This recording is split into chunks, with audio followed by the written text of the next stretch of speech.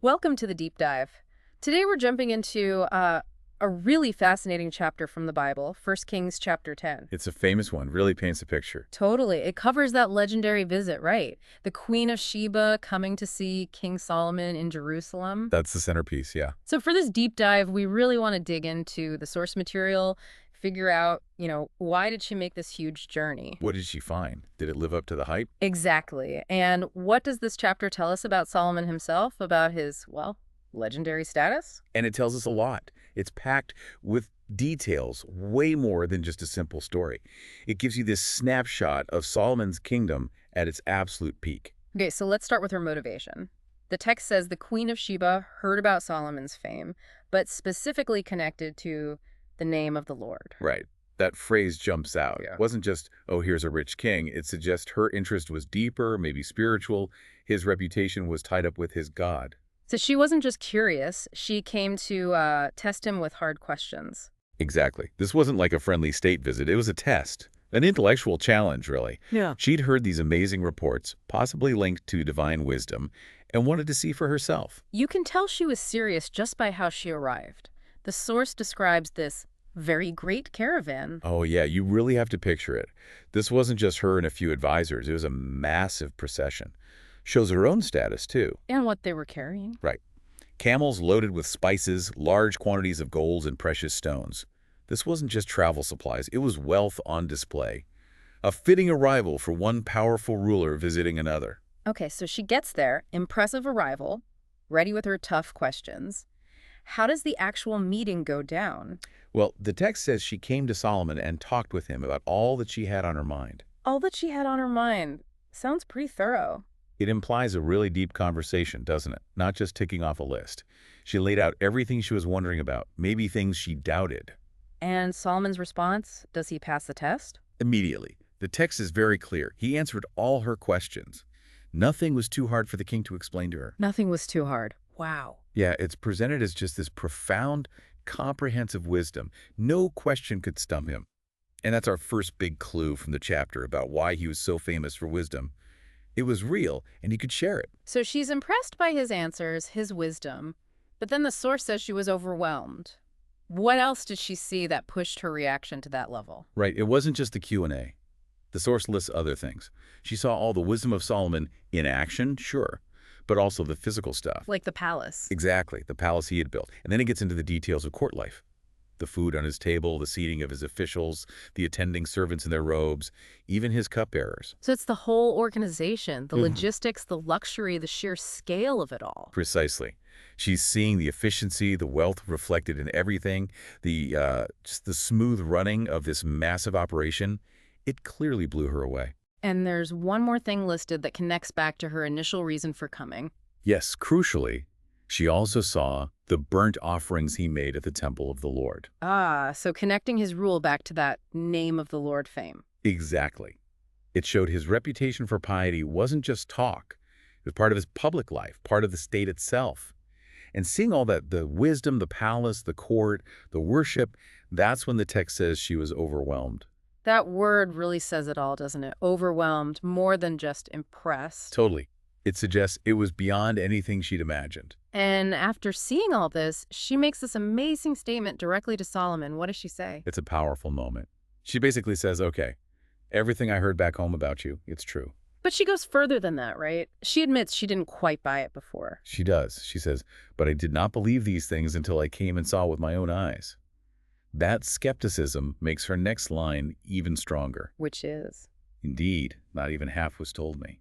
In wisdom and wealth, you have far exceeded the report I heard. Not even half. Think about that.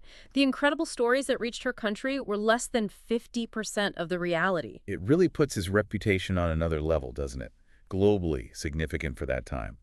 The reality was even bigger than the legend that had already spread so far. Just amazing. Not even half was told me. That's the quote that sticks with you. And her praise isn't just for Solomon. She looks around and says, basically, how lucky his people are. How happy your men must be. How happy your officials who continually stand before you and hear your wisdom. So she sees that his greatness benefits those around him, too. Yeah, and recognizes the ripple effect of his qualities. And then she circles back to the divine aspect again. Right. She praises his God, not just him. which is really significant. She says, "Praise be to the Lord your God," and she credits God directly for Solomon's success. She says, "God delighted in you and placed you on the throne of Israel because of God's eternal love for Israel." So in her eyes, his reign is basically God's plan in action. That's how she frames it, to maintain justice and righteousness. It's a theological interpretation of his power and success. Wow.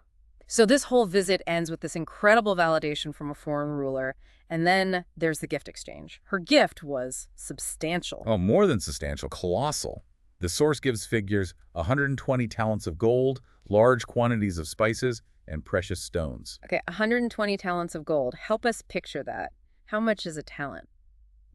It varied, but a talent was a large unit of weight. Think maybe 75 pounds, 100 pounds, maybe more. So 120 talents. We're talking several tons of gold. Tons, just as a gift. Yep. Mind-boggling wealth. And the text specifically mentions the spices too, saying, "Never again were so many spices brought in as those the Queen of Sheba gave to King Solomon." So top quality and quantity. Setting a record, basically. And did Solomon match that? The text suggests he might have even exceeded it in a way. It says he gave the Queen of Sheba all she desired and asked for. All she desired and asked for. Right, besides what he had given her out of his royal bounty. So he fulfilled all her specific requests, plus gave her other generous gifts from his own treasury. It shows his wealth and generosity were easily on par with, or maybe even greater than, her incredible offering. So the exchange itself reinforces the picture of immense wealth on both sides, but maybe especially Solomon's. Definitely. And then the visit ends simply. Then she left and returned with her retinue to her own country. Her testimony stands. Okay, so that's the story of the visit. But the chapter, it keeps going, right? It sort of pans out from the queen's perspective to give an even broader view of Solomon's riches. Exactly. It shifts from this narrative confirmation to almost like an inventory, as if to say, you thought what the queen saw was impressive? Look at this. And it starts with this figure for his annual gold income that's just staggering. Yeah, it states the weight of gold coming in each year was 666 talents. 666 talents annually. Annually. And remember, we're talking potentially tons per talent. It's almost unimaginable. Oh. And the text adds a little note. This doesn't include other revenue streams. Like what? Like income from merchants and traders and from all the Arabian kings and the governors of the land. So that 666 talents was just maybe the baseline tribute or regular income. More wealth came in on top of that. That number alone, 666 talents, just tells a story of economic power. Then the source gets into specific gold items. Right. It lists these ceremonial, incredibly valuable objects like 200 large shields of hammered gold with 600 bekas of gold in each one. Bekas, Yeah. smaller units. Yeah, much smaller than a talent. But still, 600 of them in each of 200 shields adds up. And then 300 small shields of hammered gold with 3 minas in each. A mina was bigger than a beka, maybe over a pound. So hundreds of shields, each containing a significant amount of gold, probably not for battle. Likely not. Pure display items. Stored, it says, in the palace of the forest of Lebanon. Symbols of wealth and power. And speaking of symbols, the throne gets a detailed description. Oh, the throne. It's iconic. A great throne inlaid with ivory and overlaid with fine gold. Ivory and gold. The best materials. It has 6 steps leading up to it, a rounded top at the back, armrests, and lions. The lions, that's the bit everyone remembers. Totally. A lion beside each armrest, and then 12 more lions standing on the steps, one at either end of each step. Yeah. 6 steps. 12 lions guarding the way up. That's quite an image. And the text makes a point of saying, nothing like it had ever been made for any other kingdom. Again, emphasizing his unique status. It wasn't just the big state items either, even his tableware. Yeah, the source drives this point home. All King Solomon's goblets were gold, and all the household articles in the palace of the forest of Lebanon were pure gold. Pure gold goblets, not just gold-plated. Pure gold for all the household stuff in that particular palace, which might have been, a treasury or state building of some kind. Okay, that level of gold use then makes the next detail absolutely wild. It really does. It's maybe the most striking indicator of the sheer amount of gold. The text says, nothing was made of silver, because silver was considered of little value in Solomon's days. Silver was considered of little value, like common. Exactly. Think about that. For most of history, silver has been hugely valuable. To say it was basically ignored because gold was so plentiful, well, that speaks volumes. That single detail might paint the picture more effectively than anything else, just unbelievable abundance. And trade was also a factor. Oh, definitely. He had a trading fleet working alongside the ships of King Hiram of Tyre. They went on these long voyages. How long? The text says they returned once every 3 years, and they brought back gold, silver, and ivory, and apes and baboons. So exotic goods, precious metals coming in from distant lands through organized trade, more wealth flowing in. Okay, so after laying all this out, the queen's visit, the gold income, the artifacts, the throne, the source gives this kind of summary statement. It pulls it all together. It just states it flat out. King Solomon was greater in riches and wisdom than all the other kings of the earth. Full stop. That's the verdict of the text. And because of this status, everyone wanted to meet him. Pretty much. The whole world sought audience with Solomon to hear the wisdom God had put in his heart. Notice the emphasis again? They came for the wisdom. But they didn't show up empty-handed, I assume. No, it became a regular thing. Year after year, everyone who came brought a gift. Articles of silver and gold, robes, weapons and spices, and horses and mules. His fame for wisdom actually generated more wealth. A virtuous cycle in a way. The source also mentions his military might. Yeah, briefly but significantly. He accumulated chariots and horses, his numbers, 1,400 chariots and 12,000 horses. Big numbers for the time. Huge, stationed in special chariot cities, and also near him in Jerusalem. It shows serious military infrastructure. And then there's that line about silver again, reinforcing the point. Right, that powerful image. He made silver as common in Jerusalem as stones, and cedar wood, which was valuable, as plentiful as sycamore fig trees in the foothills, which were common, just driving home that sense of almost limitless resources within Jerusalem. And we even find out where he got some of these military assets. Yep, the horses and chariots were imported, mainly from Egypt and from Ku. Ku was apparently a known horse trading region. His own royal merchants purchased them from Ku. Do you know the price? The text actually gives specific prices. A chariot from Egypt for 600 shekels of silver and a horse for 150. Standard currency of the time.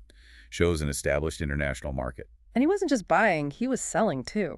Seems like it. They also exported them to all the kings of the Hittites and of the Arameans.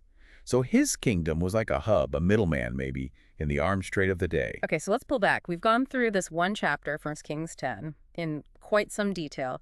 From the Queen of Sheba's personal validation to these almost statistical accounts of wealth and power. It's amazing how much is concentrated right here.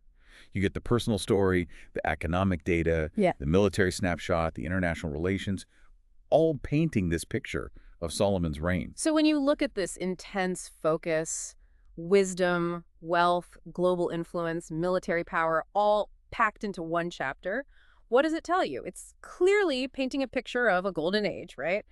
But using such specific, almost overwhelming detail. It absolutely grounds the legend. It's the text saying, here's the evidence. Here's why he was remembered this way. It provides the substance behind the legendary reputation. So as you think about all these details we've just walked through, here's something to reflect on. This chapter really emphasizes both Solomon's incredible wisdom, the thing the whole world supposedly sought, and his absolutely unparalleled wealth, described with these jaw-dropping figures, 666 talents of gold, silver like stones. Given how much attention the source pays to both, which aspect do you think it ultimately presents as more central to his reign? Or are they fundamentally linked? What might the focus tell us about the perspective of the person writing this account?